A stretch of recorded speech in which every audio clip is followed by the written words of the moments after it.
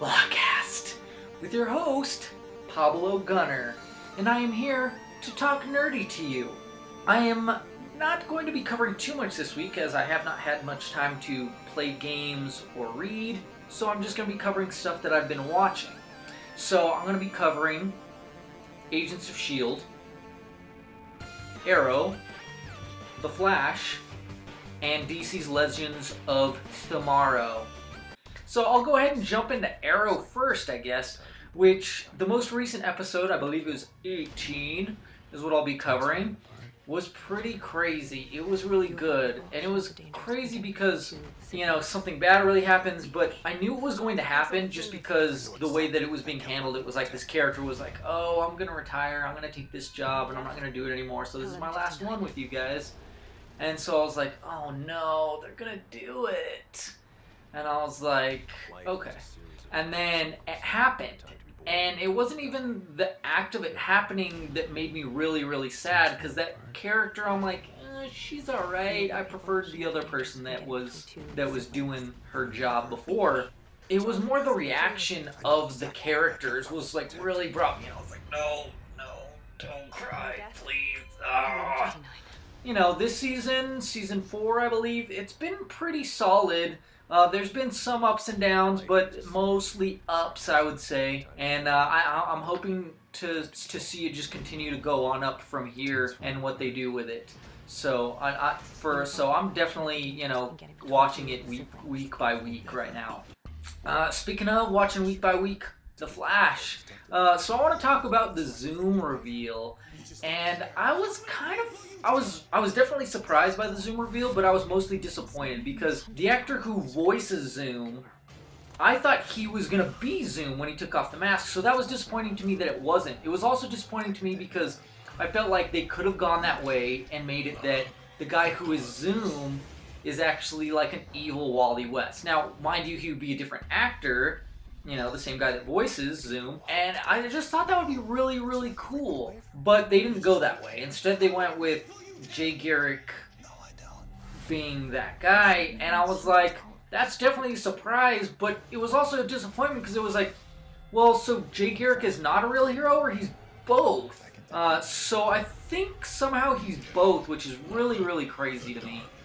That like he had an alter ego and he just went with it. Like they explain it and they explain it well. It still does, like, it still irritates me, but you know, it's explained well enough that it's understandable.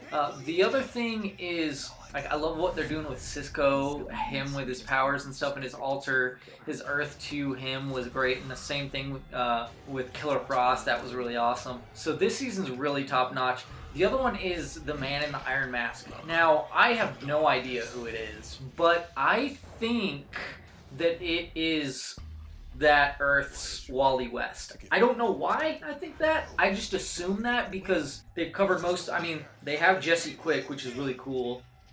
And I'm like, bring in Wally West. I don't know why he doesn't have powers, but I think maybe the Wally West in the regular show may eventually get powers or something like that, even if it's just temporary, which would be pretty cool, I think.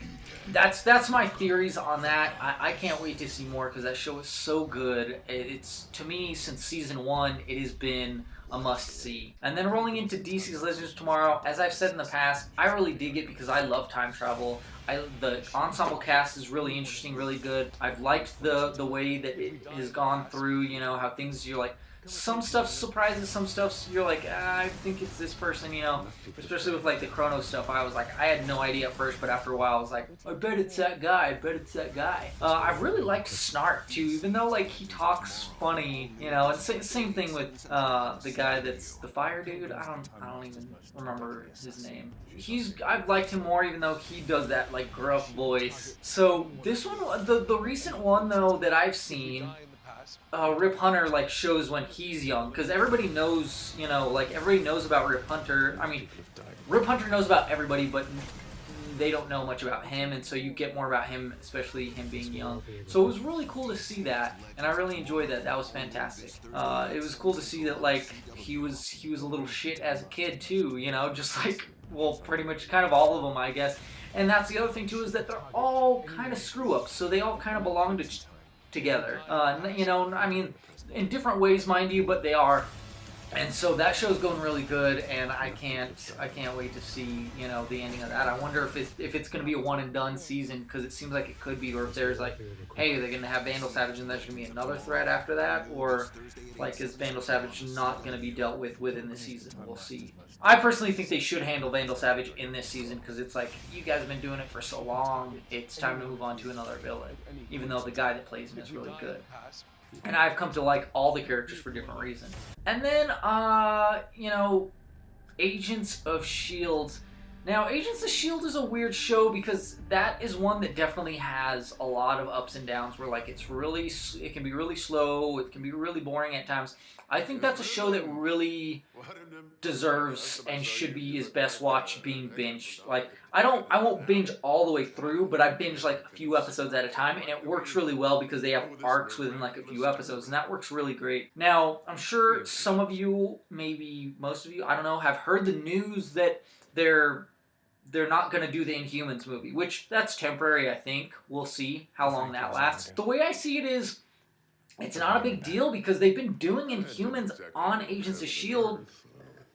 Pretty much this whole time. I want to say since like the second season, they've been doing Inhumans and covering it pretty well. Now, I know they haven't covered the royal family with Medusa and Black Bolt and all those other characters, but they have been covering Inhumans quite well and stuff, and it's been really good the way they've done it. And they have like a character that is so great, like you know, in the first season you really like him, and then you hate him, and it becomes this like love-hate type thing where you love him, you hate him, you love to hate him. It's really, really good. It's become a really good show, and I really like how they're really dealing with still the fallout or stuff from Avengers, like that whole council at the end. Like, there's a character in there that they're doing, Malik, and he is one of those, you know, of the council, and he's being done in the show, and that's really cool. It's just really well that it's being done. The whole Inhumans thing, I mean, they had Lash, which was really awesome. I was like, holy crap, they're doing Lash. This is crazy.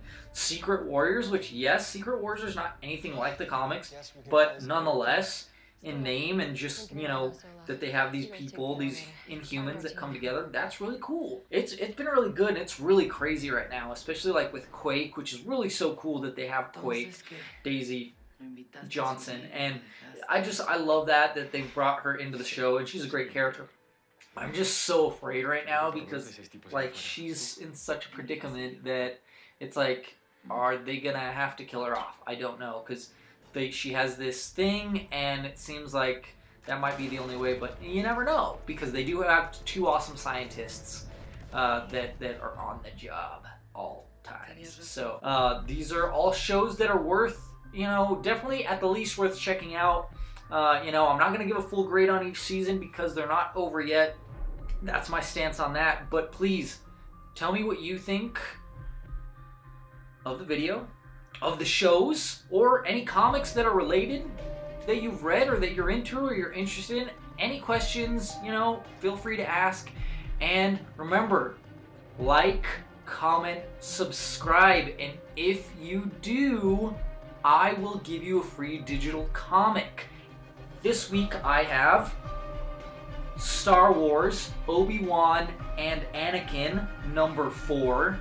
Captain America, Sam Wilson, number 8. The Totally Awesome Hulk, number 5. Spider-Man Deadpool, number 4. Extraordinary X-Men, number 9. Power Man and Iron Fist, number 3. And The Uncanny Inhumans, number 7, which was my back and bag for Comicast 230. Anyways, like I said, like, comment, subscribe. You can get one of those, and it's all good, peeps. And you can hit us up at any place: Twitter, Facebook, YouTube, Hotmail, Instagram, Tumblr. It's all at TNTM The Show, including our website. That's where it all is. So, that being said, talk nerdy to me.